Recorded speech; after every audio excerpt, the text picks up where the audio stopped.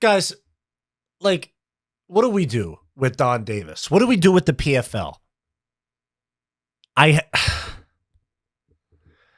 This fucking guy does not know how to run a fight promotion. I mean, I know that we have Dana White, who's the GOAT of promoting, as like our idea of a promoter in our heads for a lot of us, but holy shit, this guy does not know how to run a promotion. Okay, first off, this is the announcement he put out yesterday.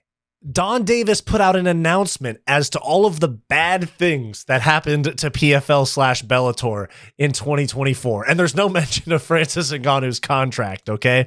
Here's what he had to say. Donn Davis on Facebook or LinkedIn or some shit. Building companies is very hard with many setbacks, filled with uncertainty and pain, requiring creativity and persistence. Most social media posts celebrate the triumphs of success, and I had a great time last week doing that PFL post. This post is the opposite. We all took hard punches in 2024 and are still here to fight. We all had bad things happen this year and survived. 5 bad things that happened to PFL in 2024. All right. 1. Several potential investors wasted thousands of hours of our time, and entrepreneurs' time is precious. 2, big new advertiser agreed to a deal, was in final contract, and then new management came in and stopped deal. 3, some Bellator star fighters complained on social media about not fighting, making PFL look like we do not meet our contracts. I'll talk about it in a sec. We are growing so fast with our international leagues that costs in some regional areas are too high. 5, major initiative and expansion is delayed 1 full year by one of our partners through no fault of PFL. Like all entrepreneurial companies, PFL battled, navigated, solved. PFL enters 2025 in the best position ever. Do not let others foil you, keep you down, stop you. Okay. All I'm saying. Dana White would never say any of this shit. Main events pull out, they get new bookings. Conor pulls out, you put in the next biggest star in the sport right now, Alex Pereira. Dana White would never, ever come to the fan base in writing and say, here's the bad things that happened. Feel better for us, guys. That's why we suck so much. That's why we sell 10,000 pay-per-views, even though Francis Ngannou's in the main event. Feel bad for us, guys. That's a crazy way to approach fight promotion. I'm not trying to be an asshole. It's just necessary sometimes. And we had people that were saying that this company was going to put the UFC out of business like 2 years ago. I was pumped about a UFC competitor, but this is nothing close to a UFC competitor. This is a Bellator replacement, essentially. Maybe even worse. It's a 1 championship competitor. It's just, I don't understand this. Just keep building. Man, a statement that always stuck with me, and I've heard the great Chael Sonnen say it time and time again: never let them see you sweat. This is just showing you everything that makes him sweat. I don't think this is the guy to be running this company. I don't think the PFL is the company to compete with the UFC, but I believe that even more over with Donn Davis in charge. He's not a fight promoter. He's built businesses. He's worked in entertainment. He's not a fight promoter. He does not understand how fight fans tick at all. And then as a way to kind of show, hey, we know what you guys want, he goes, hey, new year, new adjustments. You guys get elbows. Yippee. UFC's been doing that. 1 championship and Rise and let you kick somebody in the head while they're on the ground. Down knees, all that. PFL, they tried to make like a PG version of MMA with no elbows and point systems and shit like that for scoring.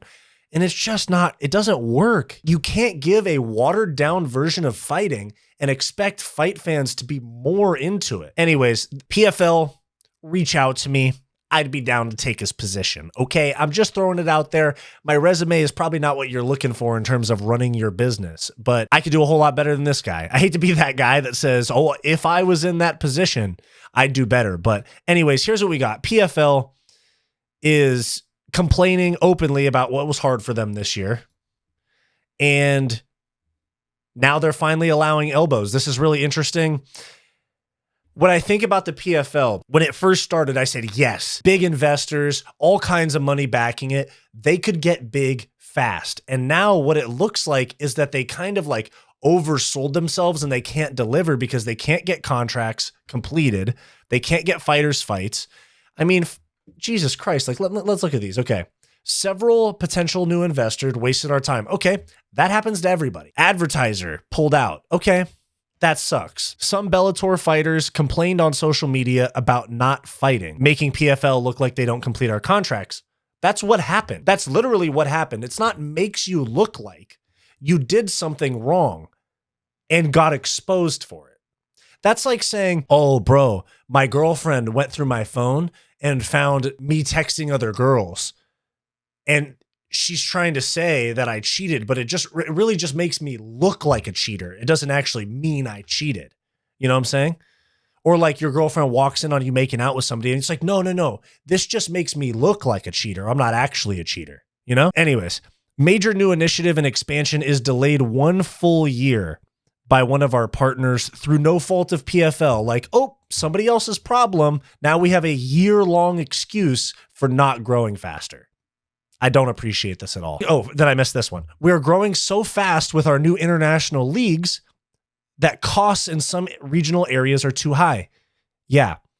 You don't want to outgrow your business. You don't want to scale too fast to where you can't handle it. You know, you don't want to sell 1 million t-shirts when you have the capacity to print 1 a day, something like that. You know, it's like you have to actually plan out the way that you grow your business. You don't just go, okay, we have money and places that will take our money.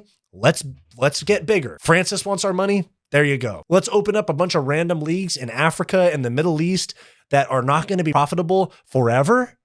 Let's go. Money. And then they go, no, wait, we need more. Like it's just, Dana has talked about this.